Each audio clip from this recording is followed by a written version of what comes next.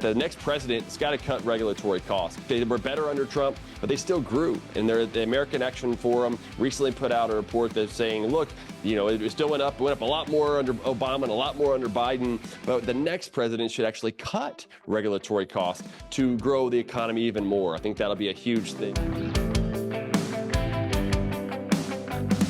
Hello, welcome again to the episode in this week's economy. I'm your host, Dr. Vance Ginn. Thank you for joining me again today. Well, today is February 9th, 2024. This is episode 47 of this week's economy. We've got a lot to talk about again, so let's get right to it. The first thing that happened this week was the Congressional Budget Office released its budget and economic outlook from 2024 to 2034. This is an update they do periodically. These data clearly show that the federal fiscal trajectory is unsustainable, as we've been talking about week after week, and must be corrected before more crises happen. There is an expected $2 trillion per year deficit to be averaged over the next decade, meaning $20 more trillion added to the national debt from $34 trillion to $54 trillion over that decade.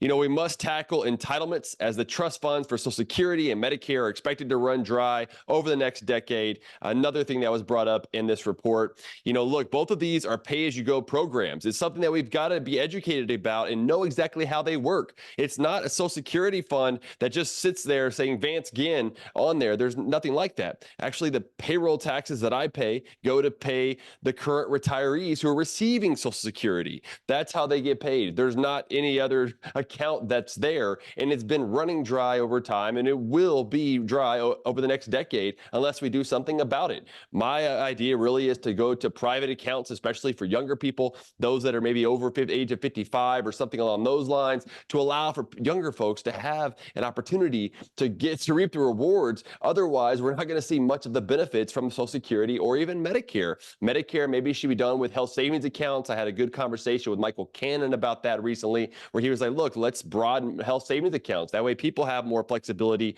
instead of relying on Medicare and other things in the future. And so I think there's a big issue. This is a major crisis that's going on. It's the largest issue that I think America faces as our national debt crisis, and it's all driven by excessive government spending.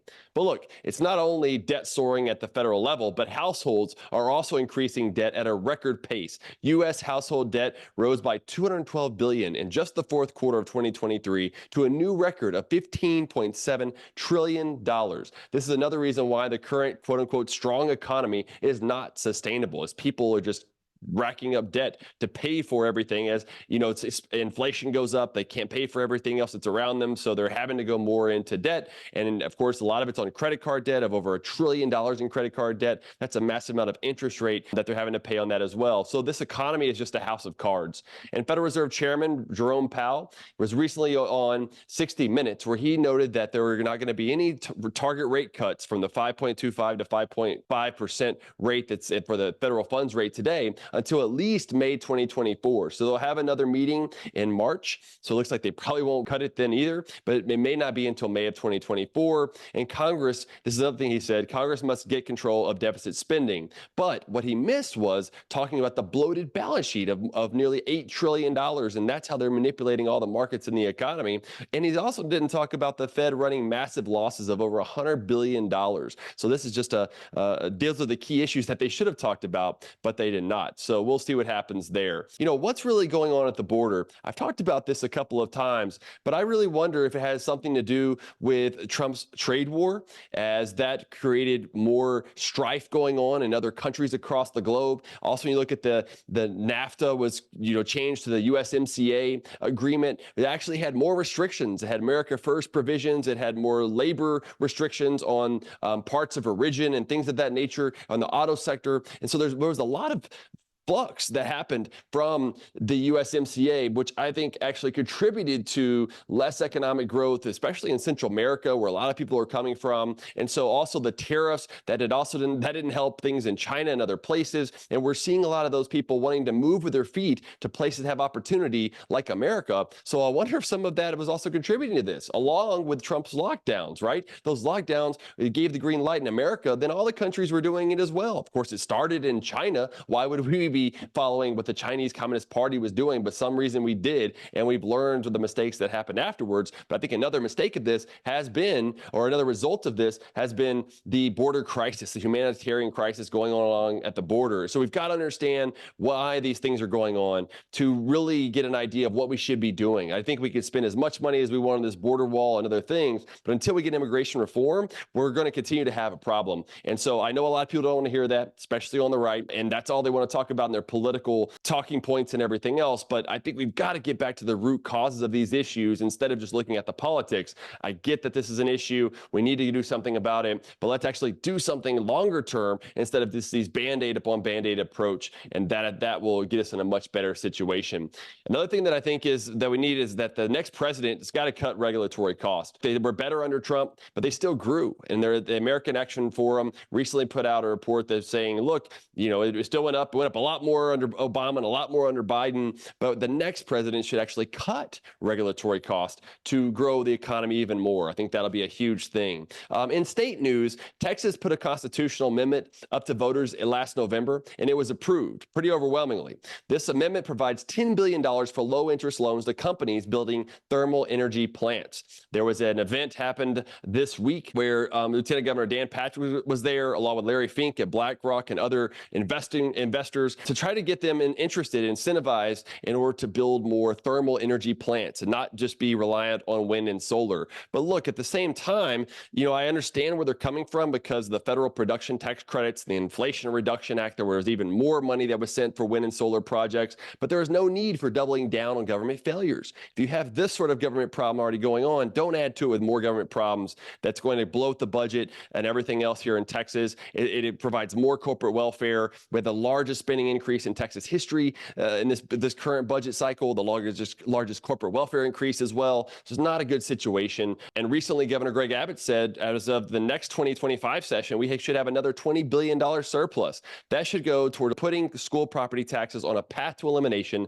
by cutting the rates down until they get to zero. We've already talked about how what they did last year didn't do a whole lot in property tax relief. And so that's the way that you really get this done.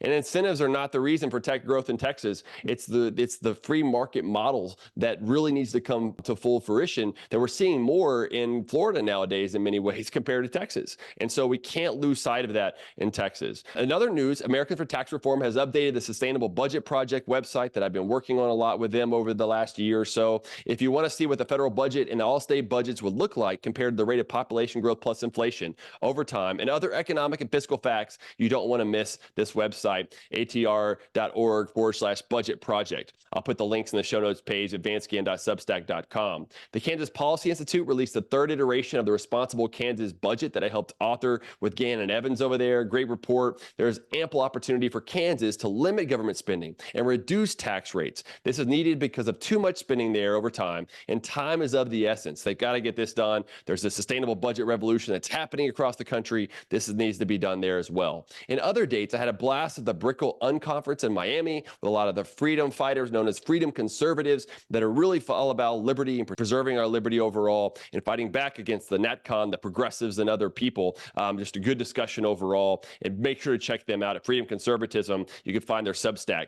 Great information. I've also, been read about 16 books recently that I posted on Twitter, formerly known as Twitter, now known as X. I wonder what you're reading. Post that in the comments, and it'd be great to hear what you're reading as well. Also, let me know if I can help you. I'm looking at a free market perspective. I want to make sure that I'm always providing as much resources as I can. So let me know whether it's research or something else, speaking engagements. I do those as well. Podcasts. Let me know. Reach out. This week's LPP episode was with Dr. Brian Kaplan on the myth of the rational voter, the case against education, open borders, and more. You don't want to miss that one. The upcoming LPO Prosper episode on Monday is with Dr. Michael Strain on the national debt crisis, Trumpism, and why the American dream isn't dead. You don't want to miss that one.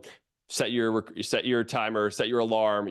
You want to get that one. And if you're signed up for the Substack, my Substack newsletter, then you get that directly in your inbox. So that's even a better way to do it. The quote of the week is, the real goal should be reduced government spending rather than balanced budgets, achieved by ever-rising tax rates to cover ever-rising spending. That's by the great economist, Thomas Sowell. It's not just about balanced budgets. It's about reining in the growth rate of government spending. That's the true burden of government. The Bible verse of the week, it comes from Psalms 122:2. My help comes from the Lord, maker of heaven and earth. Amen. That's so true for me. I hope it's true for you as well. Well, with all that, we got a lot going on. But until next time, let people prosper.